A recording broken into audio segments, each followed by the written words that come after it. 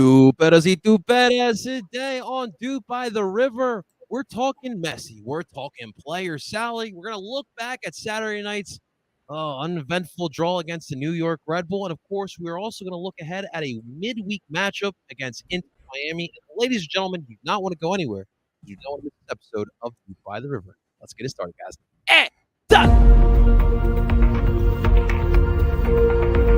DOOP by the River. Doesn't do anything well. There is not one. I'm sorry. There was no creativity. As a Union fan, I take that all day. Another DP. We need to go get Mario Balotelli. And that is right. Welcome, everyone, to DOOP by the River, the show where we follow everything Philadelphia. And, of course, we are brought to you by Philly Sports Network. Before we dive into today's episode of DOOP by the River, real quick, ladies and gentlemen, if you are watching this live, hello, welcome, guys. Make sure you guys hit that like button. That would truly mean the world to us. And, of course, make sure you subscribe to Ed Barcelona Philly's YouTube channel, as we always broadcast these live viewings for you here on this channel. And you can find us wherever you stream podcasts, on Apple, Google, and Spotify. Look us up under DOOP by the River. All righty, ladies and gentlemen, today I am joined by my fellow expert in duping, Justin, the lost bald EYM brother, Freiberg. Justin, what's up, baby? How you feeling, man? Just exhausted. It was a long weekend between Sporting Serotonin playoff game, which your boy got a clean sheet and 4-0 win over the Sons of Ben team. Good victory, playoff victory. What a game! A brace from our skilled fullback Tyler Flockton. Just second goal. If you didn't see it, it's on YouTube. Boy, howdy! What a volley! Just hell of a goal. I heard it made Sky Sports, man, on their newsfeed. Hey, listen, it should be. It was a hell of a hit. I'll give it that much. But then the Union game had a wedding yesterday. Shouts to bride and groom, good friends, Kyle and Kara. It was a wonderful wedding. Had a beautiful time.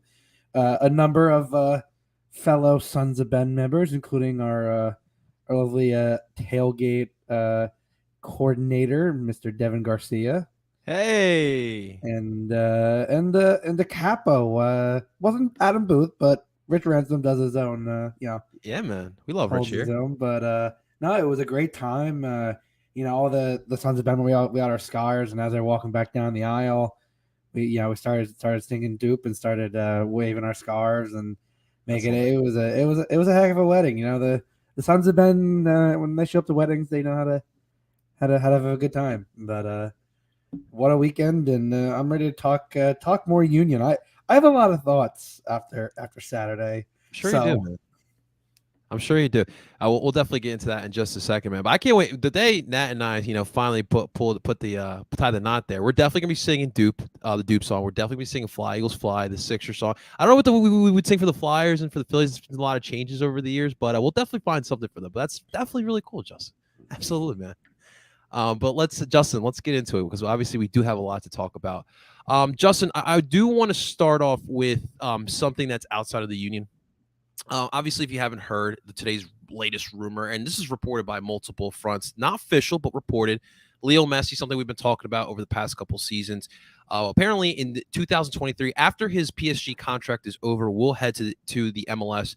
Miami seems to be the destination where he will go. And not only will he play, but he'll also get 35% of the stake into the club as well. Look, I'll say this, Justin. Like, I heard a lot of different takes about this. I want to state this. This is no longer retirement league, right? But we're talking about what is arguably one of the best, if not the best player in our sport. In every country, this is probably the best player of all time. And I do think that Messi, at this point of his career, which I do think, I haven't watched too much PSG. From my understanding, he's been back and forth the starting lineup, right? So yeah. I still do think that his skill, his quality will still be a heck of a lot of fun to watch for a Miami team. And dude, if you and I are playing against or playing with Leo Messi, dude, I'll look like N'Golo Kante. I'm obviously kidding, but a player like that raises your level, right? So we love the direction MLS is going, especially what the Union have kind of set the trend with developing with the young kids, finding diamonds in the rough throughout the world. But this is still a big move, right, Justin? Yes and no. So I've been very conflicted about this ever since the reports came out. I'll start with the positives, and there's a number of them, but I think the biggest thing is it raises the stakes of the league, the profile of the league. It's Lionel Messi. Him and Cristiano Ronaldo are the two best players in this generation to have ever played. I mean, there's no question about it. They are 1 and 2. Who you think is 1, who you think is 2, everyone goes back and forth. That doesn't matter. What is apparent is, yeah, he's had some injuries, but the man is still a maestro of absolute creativity. Can hit a quality kick, free kick with the best of them, and can also pick out a perfect pass. So there are positives. The concern I have, and this kind of goes along with reports about Chiellini potentially going to LAFC, is this doesn't really help to shake the retirement league narrative that the league has worked so hard, especially in the last 5 to 6 years, to a point where I really think, especially with the Almiron sale, started to show a lot of credibility for a league that can produce talent and can be there eventually with those upper tier leagues of the world. As good of a player as he is, his season at PSG has been back and forth. The reason he's been in and out of the lineup is he's been injured because he's 34 years old. Like, you can only, hold it up for so long. It's why Cristiano Ronaldo, as many goals as he scored for Manchester United, he's had to be rested a bunch of games. He's been injured a bunch of games. It comes with age. Everyone eventually declines, as good as you are. I just hope that it's not a Lampard, a Pirlo. I'll say even a Zlatan, who scored a fuck ton of goals, but he didn't win anything. Neither of those players did. Even David Villa didn't win anything. Like, there's been a number of quality players that have come into this league and won fuck all in terms of trophies. And so, it's yeah, of course he's everyone dismissed Miami as an option. Of course he was going to go to Miami. You have David Beckham as one of the owners, and the weather, and I mean, come on, the atmosphere, the culture, the food. I mean, God, if I lived in Miami with all the Cuban food around, God, I'd gain 50 pounds. Facts. Oh my God. Eating some solid Cubans and some fried plantains. Oh my God, I'd be bloated. You'd have to roll me out of Miami. But it was an obvious choice, but it just feeds it kind of feeds into Gonzalo Higuain's comments. The I'm just gonna sit on the beach and smoke a cigarette and I'm gonna be able to yeah, man. As excited as I am that it's Lionel Messi, and I will absolutely be there when he comes to Philly, but it just Brewer's already ready for that too. Yeah, I just can't help shake the feeling that the retirement league narrative is going to come back up again, as it always does. See, this is the tough part about it, because I feel like a lot of people say that, but so who are the people that mainly call us the retirement league? I feel like it's the Euro snobs, and particularly it's those Premier League fans. If Lionel Messi were to say to a club, let's for an example, let's say Wolves, if he were to play for, every Wolves fan would be on top of that. Are you kidding me? I feel like it's a double standard a little bit. I'll be honest, Justin, I'm happy he would not come to Philly. I know there would be no chance he came to Philly, but I like what we're doing. I would like to spend a little bit more, but not to the extent of Leo Messi. You mean he doesn't want to run up the Rocky steps? I thought that was the I thought that was the key poll, right? That and cheesesteak. Monte and a cheesesteak. There you go. Yeah, Rocky and a cheesesteak. Come on, what else do you need? But I think that Mike, I saw Mike Thomas tweet this out, a good friend of the pod. you sign these players to sell the fans, and you kind of in the long run you sell them on the product on the pitch in the MLS once that player is gone. But again, I don't see how this is a loss for the league in general when you got the best player playing in this league. So we'll wait to see. It is interesting. Like obviously you just mentioned Chiellini going to LAFC potentially. This is my last point with this. If you are an aging European player who wants to come and play in this league, do not expect this to be a walk in the park, because I promise you, and it has happened plenty of times, you will get smacked in the face by the level of this league. This league is continuously getting better. It's not like the other leagues because we are so young and we're still figuring it out, and we're heading in that right direction. So do not take this lightly. And I don't think someone like Messi would, especially when you got Brujo Martinez coming at you full force. Yeah, did you see the video that they Yeah, man. tweeted? Well, I was like, that's a yeah. bold statement there, I think considering it's the man because just got a yellow card suspension. I think it's With because the of the first of many Higuain this stuff. season. The first of many this season. Yeah, I think it's because of the Higuain stuff, but I mean, you and I both know Higuain and Messi are just in different complete levels, bro. Yeah. Higuain has never been on the level of Leo. Let's be No, honest. never that. But speaking of a Brujo in our club, Justin, the MLS was it's one of the best days of the year. We don't always talk about, but the salary release, like the payroll releases today. So I'm gonna put it up here so everyone can kind of see. It's actually a very bad view here for you guys. I do apologize, but I will read it out to you guys. So this is obviously the Philadelphia Union's payroll.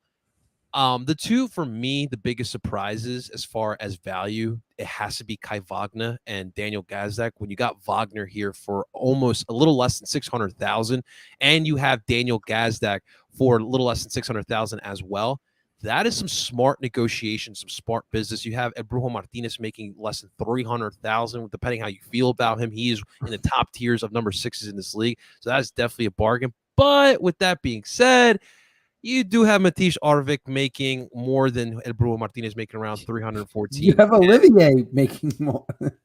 Olivier, and by where are you at, Olivier? Olivier, 367? 367. The other one that obviously caught a lot of people's eyes was Sergio Santos.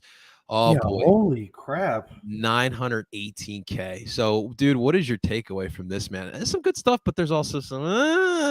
I mean, I think that's the way with any league. I mean, you look at like Jack Elliott, who is now up to almost 800,000, and that's on on the heels of a fresh new deal. But yeah, then you have Daniel Gazdag, who is currently tied for third with 6 goals, 3 assists. He's playing. Arguably he's stepping into amazing form. I thought we signed him on a DP deal though, which is kind of head scratching. Well, so it doesn't meet the threshold. I forget it's because it doesn't like I think if it's anything above like 750 or no, I forget how many what the qualifications. There's Okay. ways that you like obviously Mikael Ua at 1.5 million. That is an obviously some DP money. Ali at 1.1, obviously DP money. Like that, you I think it's because I forget if it's above a million or however you try to get it squared away. But the point being, there. I mean, listen, there's going to be the fact you have Leon on 263,000. Julian Carranza, I mean, it's a loan, but 900,000, he's really worth. Like, again, the fact that he was bought for $6 million and you have a buy option, and I'm curious what that buy option is. I think at this point, Ernst would be an idiot, and that is one thing I've never associated with Ernst Tanner to trigger that deal. But it's you look down the list, and I have a hard time really, going, oh my God, this is a horrible. Now, Olivier, I think it's interesting. I'm curious as to how he got that. I mean, unless that's off a fresher deal of the last couple seasons.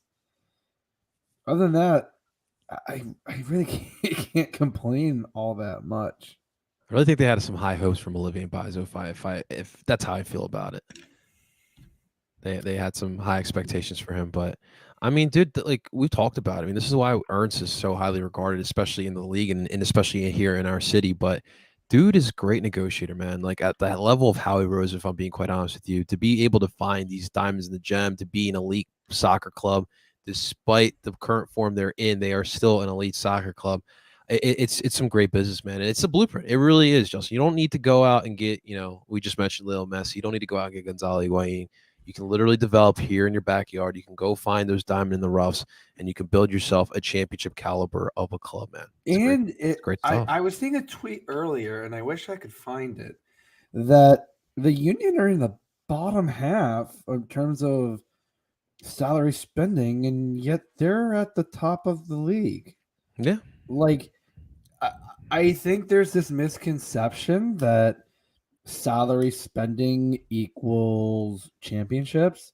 Mm-hmm. And I think if you look at, I'll even say NYCFC, they spent wisely in various That's it right there, Justin. in various spaces. They might have a lot of money, but they spent money on up front. They've had guys in the midfield that are not making, I don't think, making a terribly high wage. Your defense has a pretty good wage, and Sean Johnson has a pretty good wage. I'd argue those are the key pieces. Like you can, if you have a solid goalie back line in attack and you have an okay midfield, I really think that's kind of the key to winning a championship. And a lot of teams have shown that as long as you have the core, the spine of the the team is set, it doesn't have to be overly pricey. Yeah. Yeah. It's not what you spend, it's how you spend it. And look, for the Union right now, it's great. You have a great blueprint. You don't have to spend too much to build a championship caliber team. But with that being said, Justin, the pressure will be on in the playoffs. And if they don't get the job done, at least by making the MLS Cup, you're going to hear the gripe. And Jay, you're going to have to spend a little bit more money than when I definitely still feel that way here today. But let's get to the action on the pitch, shall we, Justin? Because yeah, it's a little shaky right now in Union Land. I think a lot of people are starting to jump off the bandwagon a little bit, or at least having 1 foot off of the bandwagon. But on Saturday night, on a rivalry night, the Union welcome in our most hated rival, the New York Red Bull. And look, this was a match where you had, number one, same starting lineup, except with the caveat, and still no Mikel Owa. You had Sergio Santos getting the start instead with Carranza up top. And to start off this match, the first 20 minutes was definitely a defensive battle. We had a 0-0 halftime score. Go figure.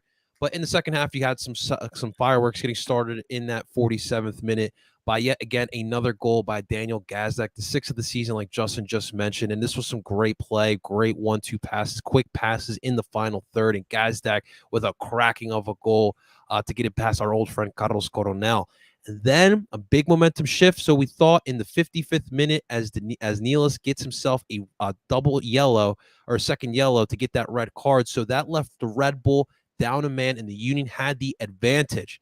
You think you get the win, right? Well, not this form of the Union as of right now, because after that, 11 minutes later, in the 66th minute, oh boy, Luquinhas with I don't want to give him too much credit. It was a solid run, but El Brujo Martinez called napping a little bit on that one, as Luquinhas gets a great hit on the ball. Not much Andre Blake can do there, and the Red Bull would tie it up there 1-1 with a man down. And then for the final 30 so minutes, the Union had some opportunities, but they could not capitalize. They were lacking clinical ability in that final third. And for the fourth straight MLS match, your Philadelphia Union walk away with another point of a possible 15, 4 points out of 15.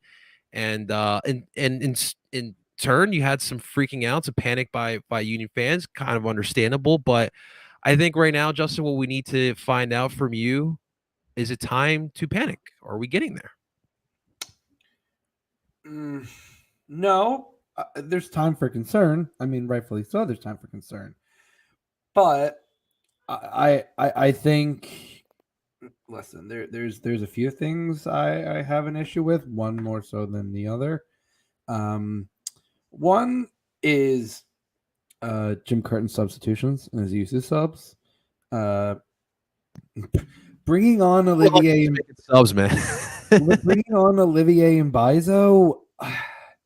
He brought nothing to the attack. In fact, he turned the ball over several key times that almost led to a second Red Bull goal. Mm-hmm. I'm sorry. There's a reason Olivier has lost his starting spot. I understand he was supposed to be brought in to bring the attack, but why wasn't Quinn brought in there? Like, Jack, like Paxton, like bring on the energy at that point to help assist Gazdag, to help assist, Carranza. That like I said, the subs wasn't great, but the bigger problem I have is Sergio Santos. Oh my God, Sergio! I said this in our group chat.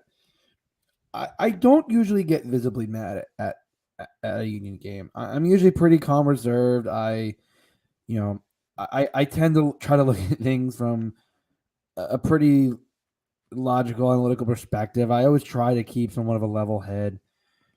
But I'm sorry, Sergio.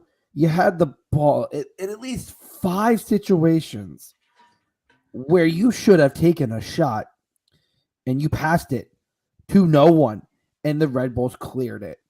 I don't care if you miss it 10 yards over the net. Take a fucking shot, for the love of God. And listen, I know Carranza had an okay game. It wasn't his best.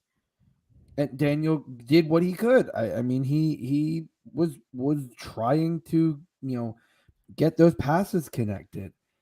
And he got a goal. And he did his part. But Sergio, my Lord. I'm starting to really have questions about Sergio and Corey as our backup strikers. And at this point, I don't know. Do you you can't say, oh, let's go down and look at Riasco, because Riasco hasn't even really gotten much time on the field for you too, because they have a rotation of strikers and he just hasn't gotten a lot of time. So it's like, what do you go inside the league to who do you trade for? Who do you get value for? And I think at this point, like if Jim, if they're not going to go in the summer, which I really think they should, and look for a striker to pump the depth, because I'm having issues. If they're not, then why not throw Quinn in there as a second striker if Mikael Uwa is hurt, or if he's not, throw him on as a sub. There's a reason why the U20s keep throwing Quinn in as a forward. He's got that ability to get him behind. Even the U.S. Open Cup game, he was getting in behind. He was creating some havoc. He was making direct runs. So, at this point, I have concerns now about the striker depth, and it's just frustrating because listen, Carranza can't play tomorrow. He loan rolls. So realistically, either. Yeah, so realistically, it's gonna be Corey and Sergio, and that concerns me even against Miami. Yeah, real quick on that point. For me personally, I think, Justin, we all know Jim has his favorites, right? We've seen it in his whole tenure here. He has his favorite players. He loves Corey Burke. We get that. We understand that. Right now, I do think that there are certain things that Corey can help with out on the pitch, but he's just not. He really just not. Even on that high press, I know, when he's galloping at you full force, it could be very scary. It could drive to create some turnovers, but it's not working right now. I do think that Sergio is fine coming off the bench as that forward coming in for 30 minutes with those fresh legs can really punish you. I think that's the only role he can really fit in right now. But I'm with you on that concern. He's not very clinical either. Like, his shot is not accurate too. And I've told you before, I think, to me, Quinn Sullivan's position is as a forward. I think, to me, he's very versatile, and we love that about him. But I think for him, his best case scenario, his best position on the pitch is as a second forward. And I think you got to try that. For me, I said this in the group chat as well. I would rather have seen the Christmas tree come back, because at least at that point you need to attack. And obviously the Red Bull were forcing you to possess. And I feel like they possess the best when they have that Christmas tree. You got Gazdak, you got Aronson, whatever. Santos is your striker or Burke is your striker. You have to deal with that, right? But I think that is your best case scenario, and we're sticking to the same tactics when it's just not working. And that I think that's in turn what's going on. I mean, these second half blown leads it's getting too much, man. It's starting to feel like the Phillies a little bit. I'm not kidding. And it's not even like you can blame the defense. I mean, everyone has No. one. Yeah. Like you have, one moment, and it's not even on the. It's El Brujo losing. Yeah. Rafinha's, but like the forwards had chances, and Plenty. it's and at this point, like, what do you do to change things up? Because you're struggling here with really getting much creativity outside of Gazdag and Carranza. Like, you kind of have a big hole in the other striker position, and yeah, I don't think the Christmas tree would be a bad idea, because with at least without Uwa for the moment, Right. because you could throw Carranza in there, and then next to Gazdag you can either throw Quinn or Paxton.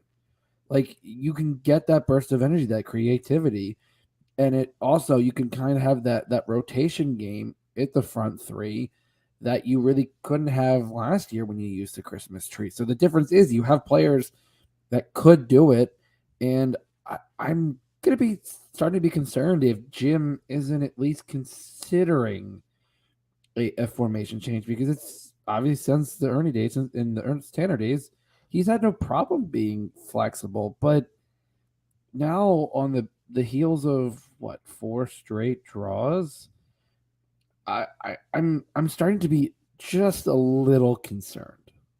Well, did you see Joe Tanzi's tweet today? Shouts to Joe Tanzi. I don't believe I did. Apparently they were tinkering with some different formations in training today. So I don't know, Justin. Give me a 3-5-2. Give me a 3-4-3. Give me something. Give me back three. Give me back three. Come on, man. We got plenty of. So for back three. So Finley, Glesnes, and Elliott. I even think you could go, if you wanted to be really bold.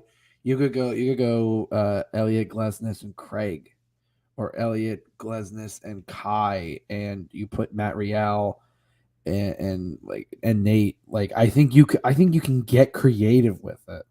But I still want those. I still want Wagner and Harriel to be out wide, because they do. You could still have the 3-5-2 or 3-4-3. I think either way get them up. And I'd be curious if, why not throw Brandon Craig in there? Let's see what the kid's got. Oh, I like me some Brandon Craig, but I agree. I do think something needs to change. You need to throw something else out there. Everyone knows what is coming when it comes to the Philadelphia Union, and this is like another match where I did feel like the Union were the better team through 90, and I felt the same way against LA. And LA is a much better opponent than Red Bull, in my opinion.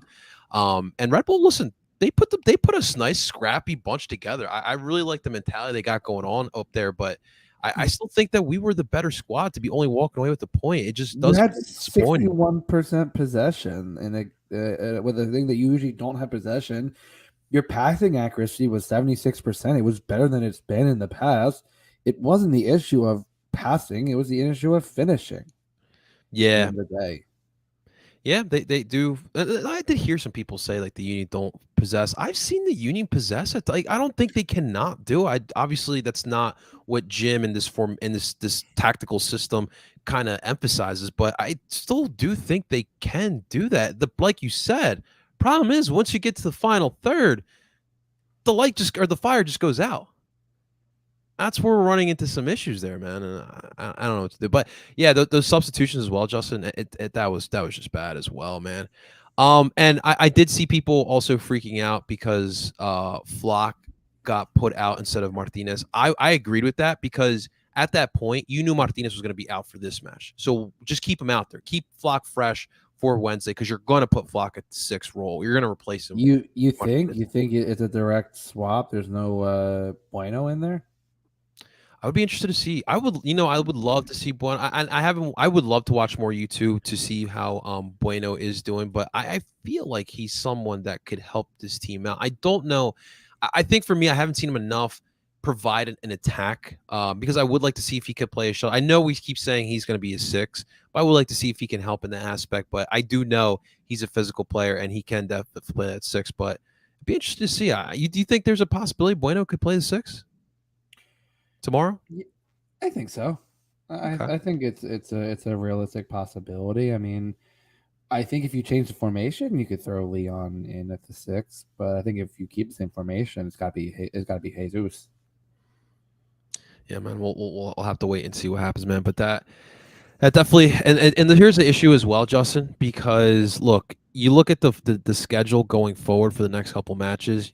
Obviously, Inter Miami, we want to hope that's a win, but nothing is guaranteed these days.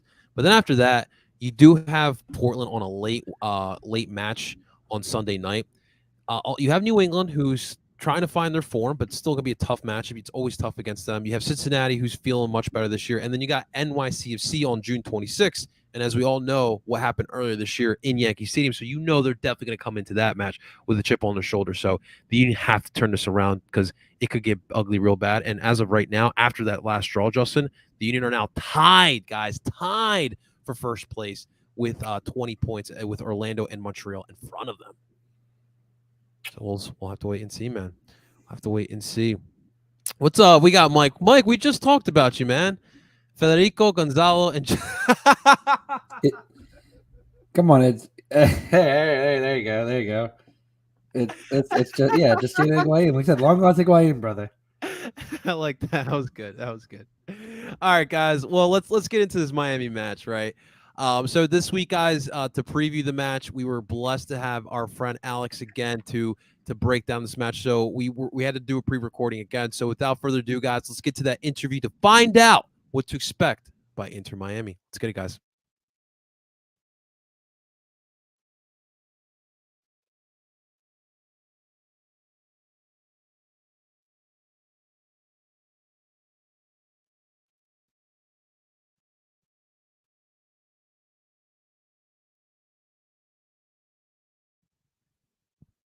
All right, bear with me, guys. We have some technical difficulties going on right now.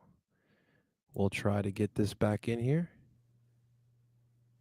It's always fun. We haven't had a technical difficulty in a while, Justin. Yes, it's been a while. Hey, listen, happens from time to time. We ain't until we launch that Patreon and get some pro editing. We're with the whim of the technical difficulties. I know we might have to get ourselves a Devin Garcia to kind of produce our shows. Listen, Mike's in here so much. Get offer the job. Mike Thomas, you got much experience in editing and mixing? Mike does the Mike likes the social media back and forth, man. Hey, listen. He's got I've seen him put some big stat sheets together on dude Mike viewership numbers. I know he's got the capabilities. Mike's definitely got the stuff there, ladies and gentlemen. All right, just a second, guys. We do apologize and we do thank you for your patience here. We'll definitely have to edit this out for the podcast streaming sites here. Justin, did you have real quick? Did you have any word went down in the parking lots on Saturday night? Heard some theft going on, man. Yeah, I heard a car got stolen. I heard oh no, catalytic converters got stolen. Those all in lot J, and then a friend of mine actually had her tires slashed in the Sons of Ben lot. Oh my god. Yeah, the team that we know some people who work with the team, and the concerns have been relayed. So the team's looking into it. Badass. Now on the DOOP by the River guest line, ladies and gentlemen, please welcome a dear friend of the podcast covering Inter Miami. Please welcome Alex Whitley. Alex, what is going on? What's happening? Hey, how are you? I'm good. It's a little rainy down here, but we're surviving. How are you? Pretty good. It's been weird weather here in the Northeast. One day it's nice, it's 80-degree weather. Then the next day it's like 60 degrees. And you're like, what do I wear today? So It's crazy.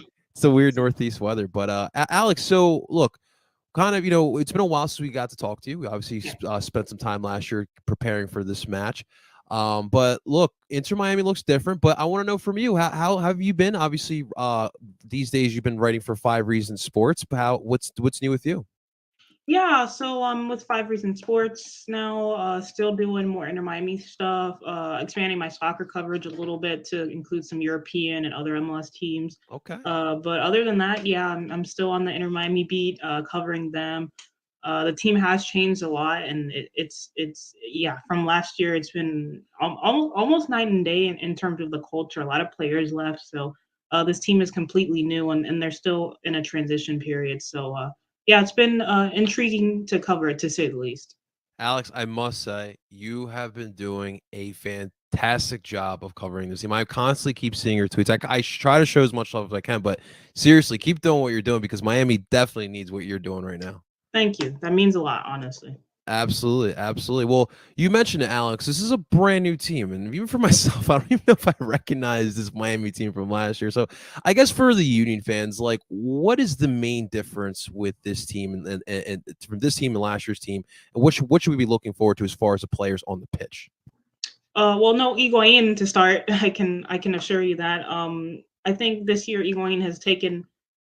I'm not going to say force, but he's been sort of shepherded into a bench role. I know he came into Miami wanting to be that number one guy, but DPs in this league, especially the older ones, they can be very hit or miss. So in Higuain, he's still a good contributor, but he's just not have he doesn't have the pace anymore, and the soccer brain is still there, of course, but with Leao Campana coming on and just being an absolute stud in front of goal, it sort of has forced Higuain onto the bench. So that I think that's the main difference. Also, I think Miami, they played a bit of a different style. Last year, they were probably more possession based, or at least they try to be. But this year, it's very much stay wide, get in behind the defense, and it's worked because Neville, they brought in guys like Ariel Lassiter, Robert Taylor, the Finland international, Indiana Vasslev. He's returning from his loan stint last season.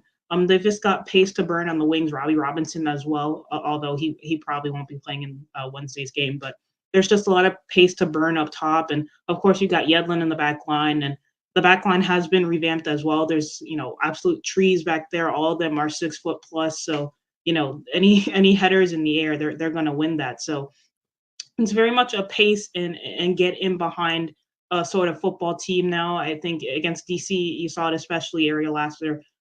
He had multiple chances to score, but unfortunately, I think one of them was called offside. But yeah, this team is completely different. A lot of new players. The midfield's different, the attack's different since Miami last played Philly, and I think it's going to be a really interesting tactical game. I was listening to Phil Neville's pre-match conference earlier today, and he was talking about his respect and admiration for Jim Curtin as a coach, and how Philly, obviously they're one of the top teams in the league. So I think Phil Neville's going to definitely approach this match with a sort of respect, but of course, Miami's going to try to go for the win too. Wow, it really is night and day. You guys kind of went from a club that obviously when you have Beckham as one of your owners, you were going to go out and get those big name guys, and now you guys are getting some names that maybe not people have been hearing, but it seems like it's working a little bit.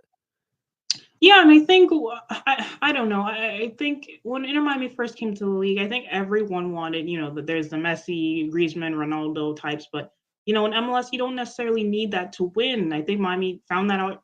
They found that out the hard way, and 3 seasons into the league, their existence now, and some of the stars on the team are guys, like Gregory and John Mata, and of course Yedlin, but they're not superstars, but they're very good on their own right. And I think if Miami want to be successful in the league, inevitably, of course, they'll get the star, maybe 2 years down the line. But in order for them to be successful in the league, they're going to need the John Matas, the Gregories, the Bryce Dukes of the league to be those glue guys to help propel those superstars when Miami do get them, or if they get them. So it's just been a night and day change, and I know for the fan base at least, they just want to win. I don't think they really care about the stars. They want to win, and of course you have that one guy or Somad, wanting Suarez or Messi, but yeah, they just want to win, and with this team now, there's a lot of scrappy guys there,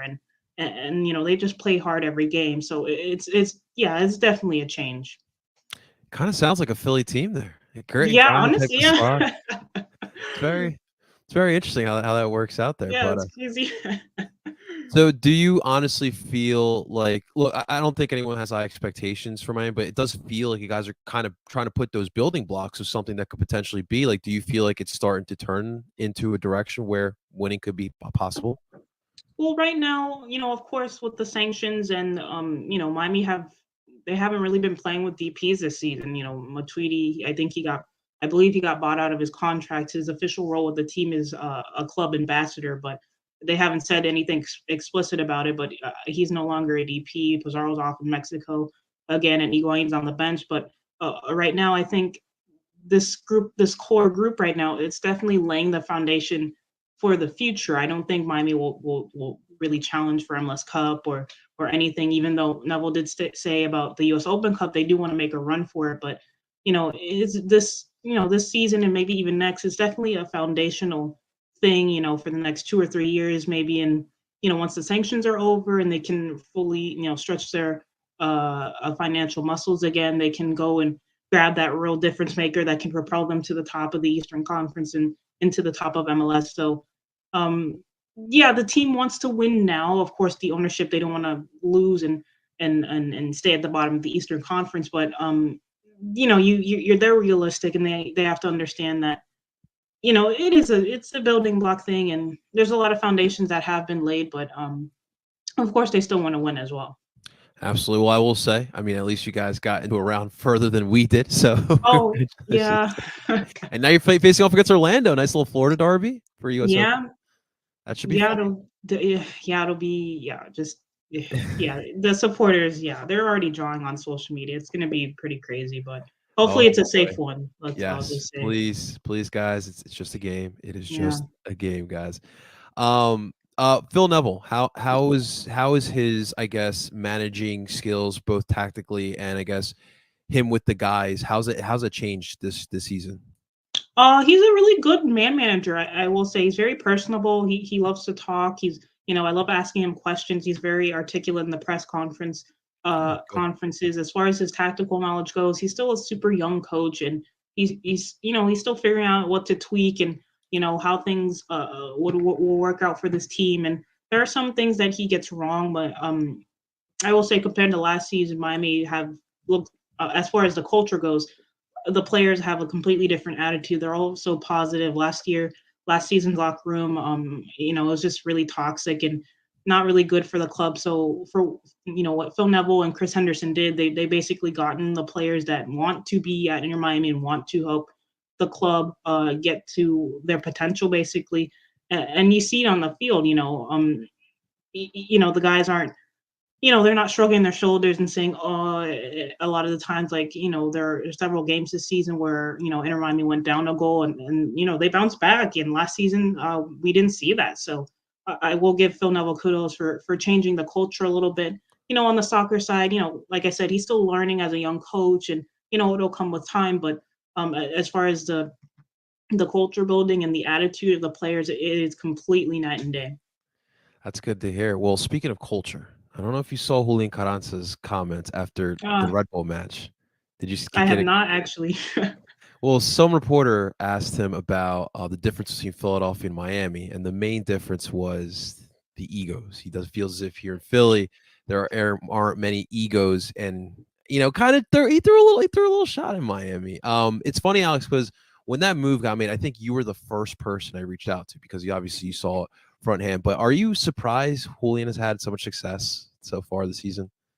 No, honestly, at Inter Miami, he didn't get a fair shot, really. He was brought in initially to be that starting number 9, and he got hurt early in Miami's inaugural season, so he was out a couple weeks with a foot injury. So guys like Robbie Robinson had to take his spot up top, and then once Juli really got fully fit, they brought in Higuain, so that more or less forced him to the bench. And him being a super young player at the time, young players need playing time, and it was just unfortunate that the sporting director at the time went in that direction because Carranza, he wasn't able to really fully get to his potential, and so seeing him do so well with you guys, it's no surprise because his talent was there. Miami didn't bring him over from Banfield for no reason. It's just the system, the style of play that Miami was playing at the time, and then with under Neville now, it just unfortunately it doesn't suit him. And not to compare, but you see Campana right now, he's probably the number 9 that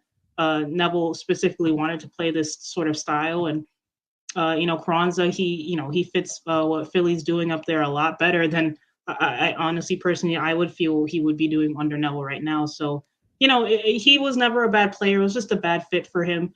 And yeah, it's just unfortunate, but I'm really pleased to see him, doing well with Philly because he just didn't get a fair shot down here. And like I said, I don't think there are any bad players, just bad fits in soccer. So yeah, I'm happy that Juli's up there and tearing it up.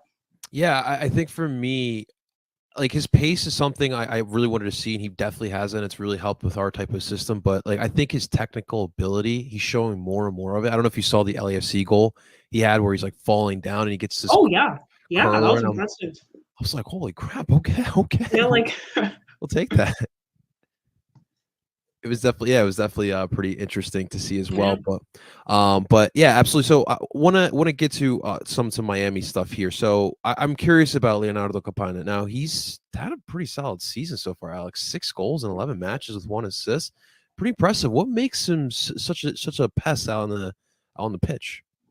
I did a thread on Miami's draw against DC the other night. I think it's just he's super intelligent. He's a big guy. He's 6'3". He's super physical, but he's also very nimble for a tall guy, and it fits what Neville wants to do. He wants that number 9 who's going to just be a bully up top and just put an elbow in the side of the defenders and whatnot. And I think he's tactically aware and smart enough to find those small spaces and those small chances that, Miami have in those games. I will say Miami don't really create a lot of chances, but when they do, Campana's always in the right spot at the right time. And, his Atlanta goal was a perfect example where I think Yedlin, crossed the ball over and it went over his head, and he took a great touch with, I think, his right foot and turned around and finished with his left. It was just, stuff like that. It just, he's just super intelligent to watch on the field, and he's tall and he's super humble as well. I remember one post-match conference he was talking about how these last few years have been super difficult for him because we have him on loan from Wolverhampton Wanderers out there in England, and he went on loan 2 other times in 2 different countries, and he's still only 21. So I can't imagine being a young well, I'm still young too, but a younger kid like that, going to different countries alone and trying to make your football career work. And him coming to Inter Miami and doing so well, he started tearing up, saying that his family was so supportive and he just wants to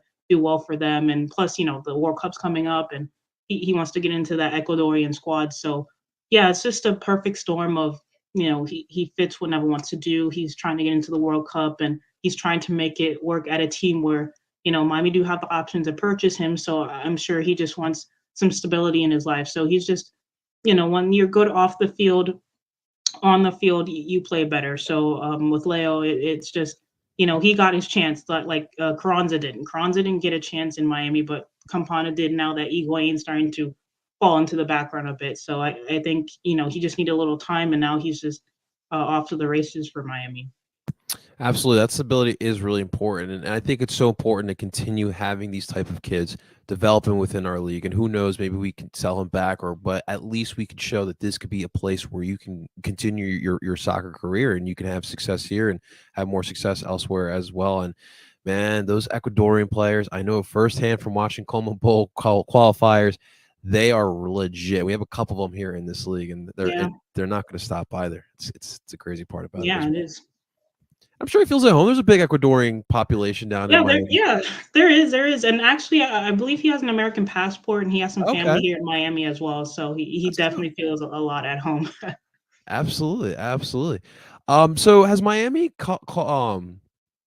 got on board with like the whole youth academy movement. I feel I've always said this, like I know Miami with all like the different cultures down there and soccer being prominent with a lot of those different cultures.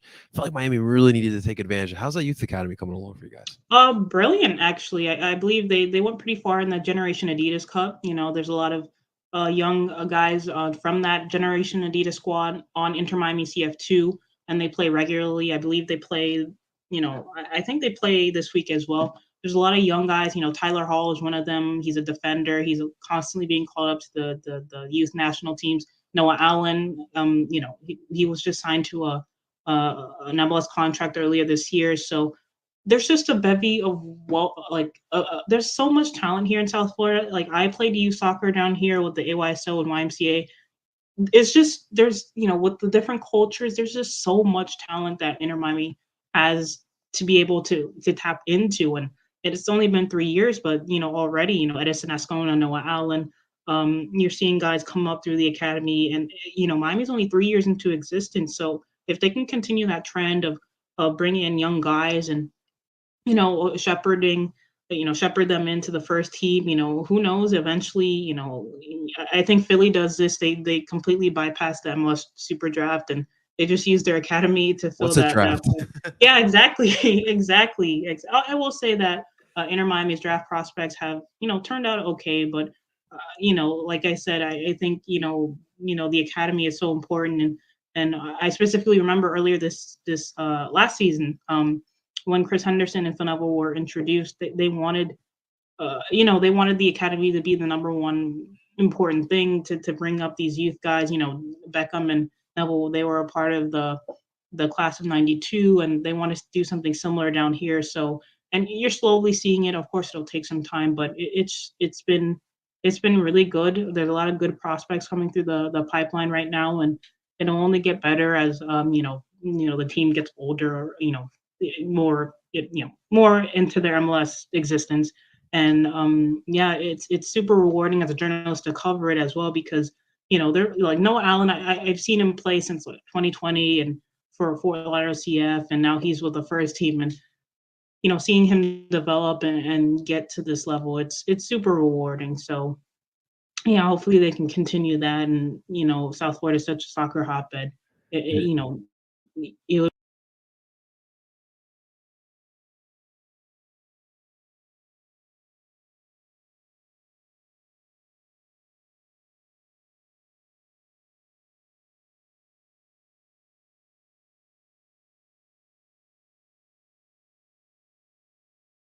they would be crazy not to tap into that, It but is. they certainly are. It is definitely a lot of fun to watch. I'll tell you that for Yeah. sure. I listen for expansion teams. I do think that the draft is definitely a tool. You should absolutely take advantage of it, especially when you don't have that youth academy to kind of rely on. Unless St. Louis is doing a great job already building that bad boy up. Yeah.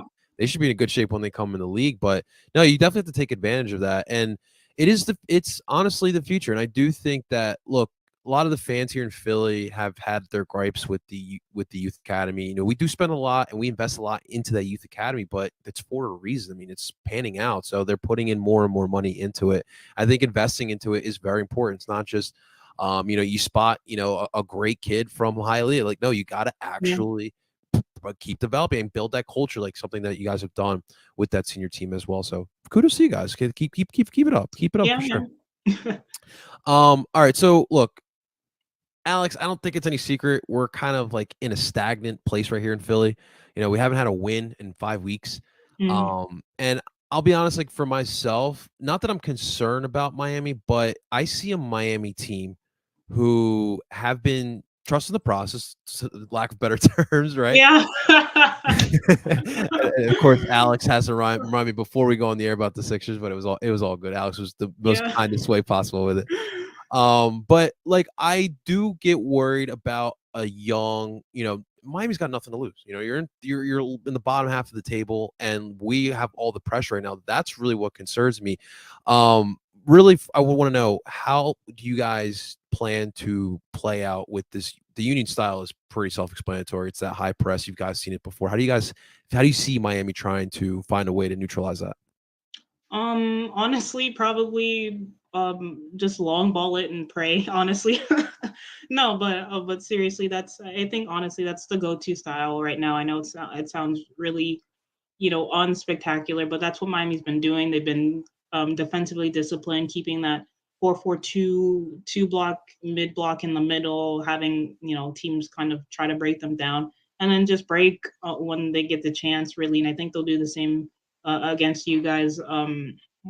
Yeah, and I think with Campana up there, you have a really big a physical center forward, and with Lassiter and Indiana Vassilev maybe flanking, they're just going to try to get in behind as quickly as possible, and maybe grab a goal or two, and then sit in that defensive block for the rest of the game and try to see that out. But yeah, I don't think it'll be anything too spectacular. Neville won't use a back three or anything, but yeah, I think in order to do that. The center backs will have to be, as far as Philly's offense goes, our center backs will have to be sort of on their toes, because I know you guys like to go super direct. With Christopher McVeigh and Damian Lowe, they're both 6'4", 6'3", so I can imagine a lot of long balls will be spammed in this game, and it'll be super fun. I know as for neutral fans, it'll probably be really fun, but yeah, it'll be an interesting tactical battle because like I said earlier, Neville has a lot of respect for Jim Curtin, and I know he said the same thing about Bruce Arena. He loves guys like that, and as far as their coaching goes. So yeah, I think Neville will come with a lot of respect. He'll give Philly a lot of respect, but Miami will still try to play their game, that sit and counter style to try to catch Philly on their toes. Man, you're talking about tactics here, and look, I do enjoy this type of style of soccer, Yeah. and I think it does fit this city. But man, like I'm Colombian. I love the South American style. Like the days of the 10 are starting to dwindle down. Although in the MLS we do have some pretty good number 10s. Yeah. The Registas, those Andre Pirlo types. Like I really just I don't want those type of dudes to go away. But I understand where the sport is going. You kind of can't deny that. But speaking of number 10s, I'm sure you've seen how Daniel Gazdex is playing this season. Yeah, that's a worry. I think Miami's midfield. I will say, like I said with Gregory and Jean Mata, I think Neville will be hyper aware of that, and yeah, it'll just be really interesting to see just how both teams match up. It'll be a really interesting tactical battle because I know Gregory, he's a bit of a bulldog, and he just wants to win every ball. So yeah, I think that midfield battle. Martinez, I think he got suspended from you guys. Yeah. He picked up a yellow, so it won't. So I would have loved to seen that, but yeah. You got too many yellow cards, so he'll be suspended. And also, they gave Julian Carranza the Jesse Lingard treatment, so he won't be able to ever play. Yeah. As long as he's still on loan from Miami. So yeah, you won't be able to get to see him. Did you want to see him? Did you want to see him against Miami? honestly, yes and no. Just Neville in Neville's pre-match conference, he said and no, he didn't want him, but it was a joking thing. But yeah, I would have liked to see Holy, play because I want to see how. I have watched a few Union games this year just because I think Jim Curtin's such a good coach. But I would have liked to see Julie just. I don't know, like like Lewis Morgan went to the Red Bulls from Miami. I'm curious to I love seeing ex Inter Miami players go and fit in different styles. So yeah, I definitely would have loved to see Carranza play against Miami, but loan rules, it just wouldn't. Absolutely. Yeah, it wouldn't have happened. So Absolutely. All right. So lineup predictions. What do you see the lineup being tactically, and of course the starting 11?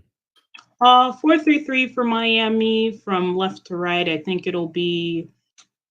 I think it'll be Chris McVeigh, Jairo Quinteros, the Bolivian international, Damian Lowe, Yedlin as a right back. The 4-3-3 in the middle will be Jean Mata, Gregory, and Bryce Duke, and the three up top will be Ariel Lassiter, Leo Campana, and probably Indiana Vassilev. Miami have a bunch of injuries right now, so a couple of guys will probably rotate. Oh, and in goal there'll be Drake Calendar. So yeah, Miami will probably rotate a lot. So no Robbie Robinson. Higuain will probably come off the bench. So nothing too fancy, but there will be some rotation. I for my USMNT fans, I do have to ask, how's DeAndre Yedlin been for Miami this season? Good. Actually, he's been really good. Against DC the other night, he didn't have a good game, but it's just because Miami don't have a backup right back at the moment. So Yedlin has played in every game. He's started every game since he's arrived in Miami. So he's probably just gassed, and he probably felt it in his legs by the 70th minute. So, but he's been really solid. He's been a leader. He loves Miami. I believe How can his you not? fiance has been down here, and well, yeah, some people don't like the beaches That's true. and party lifestyle. So, but yeah, DeAndre, he's been great. He's been such an advocate for Miami, and he's been really good. But as far as his playing goes, he's been excellent. Disregarding the DC game, but he's been super solid. A leader in the locker room. He's just been an outspoken voice. It's a real privilege to cover him because he's just a smart guy. He's a real humble guy, and hopefully he can be on that roster come Qatar time. So, yeah, he's been brilliant, I will say. I'm sure, Alex, you might want to pick his brain because I'm sure he's got some great stories playing in places like Galatasaray, Yes. Newcastle. I'm sure he's got some great stories to talk about for sure. Um, Honestly. give me that prediction. Give me what are your Oh, thoughts on the match, final score?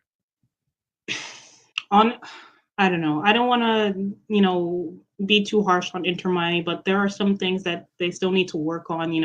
Against DC, they easily could have won by 3 goals, but missed opportunities and some defensive blunders, and DC were able to get 2 goals back. So I don't know. I'll go with the 2-1 Philly win. I don't know. I don't think Miami will have enough to overcome that. Philly, they're such a good and well coached team, and Miami, they're in a transition period. I think they'll fight hard and maybe get a goal, but I don't think they'll win. I'll say 2-1 Philly. If you would have asked me maybe 2 weeks ago, I would have been confident about this one. I'm not so confident about this one. And let's not forget, guys, last season, Inter Miami came into our home opener, Yeah, got that dub. The Higuain brothers were scoring on us as well, and so anything is possible this upcoming Saturday for sure. Mm. But Alex, listen, where can people find your great work? You're a fantastic writer, and Inter Miami is lucky to have you. So, where can people find the great work of yours? Yeah, you can follow me on Twitter at AAW_1998. I write for the 5 Reasons Sports Network, which is like a South Florida hub covering all the sports. Basically, I'm their Inter Miami beat writer alongside my colleague Austin Roblard. You can also find me at the Heron Outlet, but unfortunately, we're on a bit of a hiatus due to some health issues to one of our hosts. Ian Hest, he's recovering from being in the hospital, so we're on pause with that. But Send our best wishes. yeah, thank you. I'll tell him. But yeah, you can find me on Twitter at AAW_1998. You can type in 5 Reasons Sports on Google, and click the first link, and most of my work will be there. Yeah, I know Union fans like to stay tapped in with all the other clubs in the MLS, so make sure, guys, keep Alex in mind for Inter Miami for sure. But Alex, best of luck to you for the rest of the season and on Saturday as well. And you have a great one. Thank you. Thank you for having me on. All right. Thanks again to Alex for coming on and giving us her thoughts on Inter Miami. Justin, man, she gave us some great insight, brother. How you feeling about this match? Because clearly I don't feel too well about it. I thought she made some pretty solid points, and I think hearing how she feels about the way Inter Miami play, I do like the Union's chances. I mean, listen, Campana is a threat up top, but if you look so far at how the Union have played against pretty good strikers, they really haven't killed the Union. And I think Campana, if they can cut off Campana's service, I think they're going to be able to get stretched, and especially down.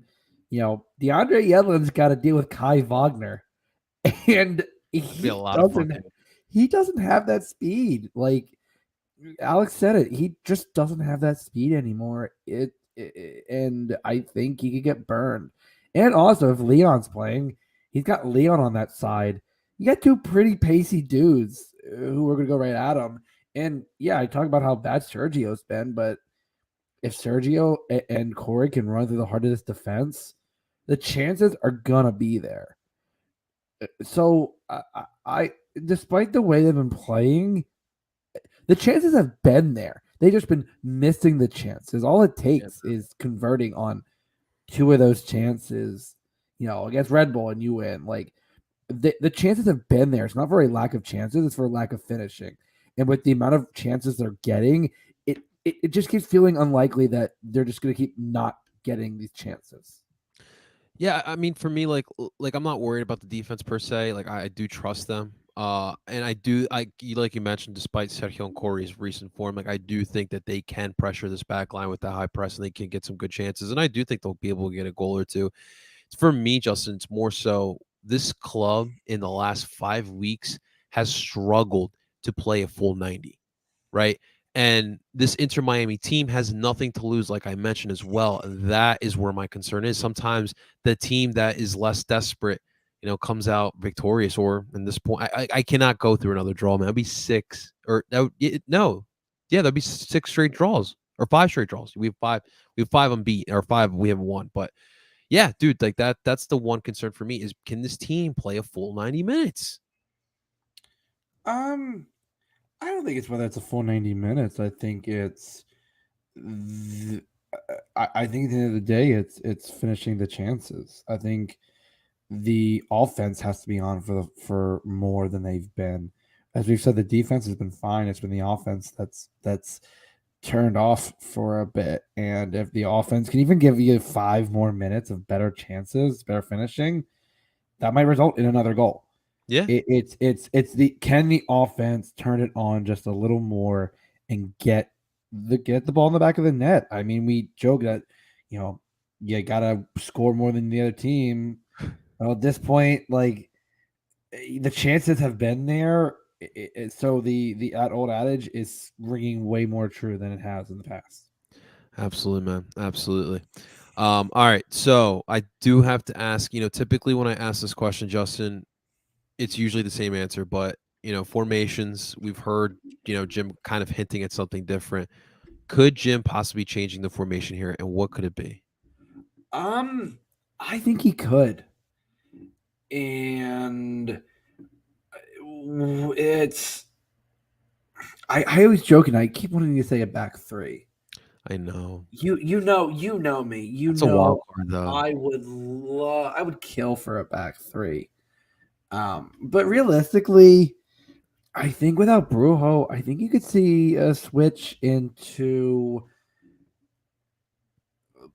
I want to say the Christmas tree, but I think with Corey Sergio, you might see some semblance of like a 4-3-3 or a 4-3-1-2 to kind of have like a pseudo diamond, but having Gosdag behind, or if you have the Christmas tree and say you have Corey or Sergio and you throw Paxton or Quinn, I think realistically it's still going to stay a back four.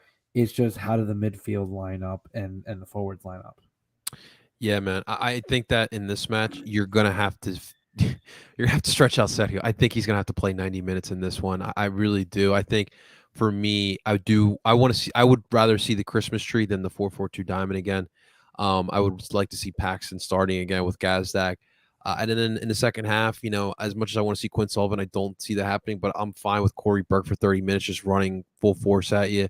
But I do think that we will see a tactical change, and just by what we've seen already from this team over the past couple seasons, I think the Christmas tree is more of something that we should be expecting rather than a 3-back set. Although I think it would be conducive for this team to try a completely different formation, like a 3-back set, 3-5-2 or 3-4-3, whatever it is. But I think they definitely need to change something up for sure, man. What do you see if you think it's the Christmas tree, what could you see the lineup being? I mean, let's get the formalities out of the way. Andre Blake in permanent marker, And the shark. always has been, always will be. The back four, I don't think changes. I think if you're going a midfield three, I think I definitely see Ali. I think if Ali isn't, if we're not without Brujo, and I don't think Leon gets put back to the 6. I, I'm gonna say, and I've been debating it. Actually, you could see. You know what? I'll see Ali and Leon in front of Bueno. I think realistically, if you're gonna do the 4-3-3, I think Jesus Bueno offers the same amount of coverage that you're gonna get from Brujo. Maybe a little less rash with the challenges. So I think I think that works the best. I could possibly see if you wanted to be a little bold, I think you could throw Leon back there and throw Jack McGlynn in. So that that's what I think is gonna happen. yeah, I think that's a distinct possibility. Up top, if you're doing the Christmas tree, I think it's obviously gonna be Gosdog, and I think it's gonna be one of either Quinn or Paxton behind. I'm gonna say Corey because I think Sergio's still better coming off the bench. If you're doing the Christmas tree, I think you're gonna need. I mean, the moments when Quinn and Paxton last season came on with Gosdog, he was creating a lot with them. Like they have that ability to get in, generate those give and goes and get in behind. So I think he can work well with either homegrown. So I just think if you're doing the Christmas tree, I don't see you're not having both strikers on the field. Yeah, man. I agree there, and that's a good point. It wouldn't be a bad idea having Sergio for fresh 30 minutes. Part of me also wants to see the Union play from behind because I'm tired of seeing them playing with the lead. You know what I mean? So we'll see what happens. Give me that prediction though, Justin. I gotta go with Alex's prediction. I think a 2-1 Union win. I think they finally break this streak of being up 1-0 and giving up that goal. I think Daniel Gosdag has another one. I mean, he's regaining that form again. He's playing like a man possessed here, a man who really should be getting more MVP considerations. And again, as I've been saying, the offense just needs to convert one more of these chances because they've been having a lot of chances in all of these draws. I remember against Nashville, the amount of times Julian Carranza missed the post by like not even a half an inch as it glances off the outside of the post. LAFC, it's every game. There's been a number of chances. You just go, man, they should have and could have finished that. And I think this could be the game, especially since you're traveling to Portland Sunday night. I think you're gonna see obviously there's some rotation because of Carranza and Brujo suspension. But I think you could see more. You could see more of an emphasis to get that home win. Yeah, man. I completely agree. We shall see. Where will the Los Higuain brother be on tomorrow night for the match? I will be in my usual spot in the river, and Very nice. if you're going by the Sons of Ben tailgate, I will. It's a little informal one. I'll be there probably around 5 or so. I get off of work around 4 and get some put some gas in the car and head all the way down 295 and I'll be there. I'll be there. You know I'll be there. I'm always there. Gas these days feel like a mortgage payment these days, but hey, hey man, that's why I love having a hybrid, man. 55 miles. Hey. I get my money's worth. So does Ernst Tater. But awesome stuff, guys. That's going to do it for this episode of Dupe by the River. Want to give a big thank you to Alex Winley, and of course, big thank you to Justin again joining on here as well. And I want to thank you guys. Thank you guys for tuning on into another episode of Dupe by the River. A quick reminder, ladies and gentlemen, make sure you guys hit that like button. That would really do us a huge solid. And of course, make sure you guys also subscribe to El Parcero Philly's YouTube channel, as we always broadcast these lives here. And of course, you can find us wherever you stream podcasts on Apple, Google, and Spotify. Find us under Dupe by the River. Ladies and gentlemen, that is Justin the Lost Bald Higuain brother, Friedberg. Of course, I go by the name of El Parcero Philly.